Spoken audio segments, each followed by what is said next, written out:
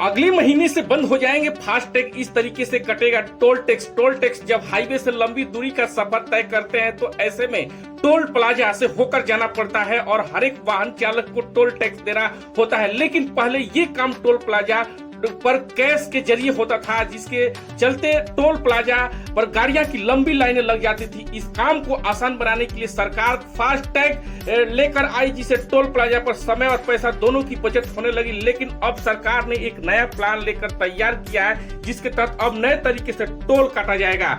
आइए इस वीडियो के माध्यम से पूरी जानकारी आपको देने का प्रयास करूंगा। लेकिन अगर आप मेरे चैनल पर नए हैं और अब तक आपने मेरे चैनल को सब्सक्राइब नहीं किया है तो प्लीज चैनल को सब्सक्राइब कीजिए और बेल आइकन प्रेस करें ताकि ऐसे लेटेस्ट अपडेट सबसे पहले नोटिफिकेशंस आपको प्राप्त हो। तो वाहन से लंबी दूरी का सफर तय करने पर टोल प्लाजा से होकर गुजरना पड़ता है और टोल प्लाजा पर हर किसी को वाहन का टोल टैक्स देना पड़ता है। आपको कितना टैक्स देना है ये आपके वाहन पर निर्भर करता है। लेकिन ऐसे में टोल प्लाजा पर गाड़ियों की लंबी कतार लग जाती है, जिसके चलते वाहन चालकों को कई तरह की मुश्किलों का सामना करना पड़ता है। लेकिन अब सरकार ने नया प्लान तैयार किया है। केंद्रीय परिवहन मंत्री नितिन गडकरी ने बताया कि केंद्र सरकार ने भारत में सभी टोल बूथों को हटाने का वाहनों के लिए जीपीएस सैटेलाइट वेस्ट टोल का कनेक्शन सिस्टम यानी GPS satellite based toll connection system लागू करने का फैसला किया है। भारत में राष्ट्रीय राजमार्ग पर चलने वाले वाहनों से केंद्र सरकार ने सेंट्रल गवर्नमेंट से टोल वसूलती है।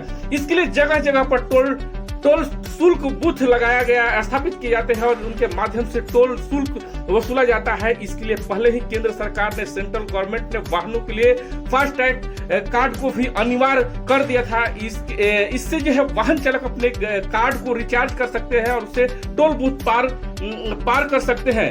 फास्टैग कार्ड को टोल शुल्क को भुगतान में समस्याओं और देरी के कारण पेश किया गया है ताकि वाहन टोल बूथ पर इंतजार किए बिना जल्दी से गुजर सके। हालांकि फास्टैग कार्ड का इस्तेमाल करने पर भी टोल बूथ पर लंबी कतार लग जाती है, जिसको लेकर सरकार इस समस्या को अस्थायी समाधान निकालने का फैसला किया है।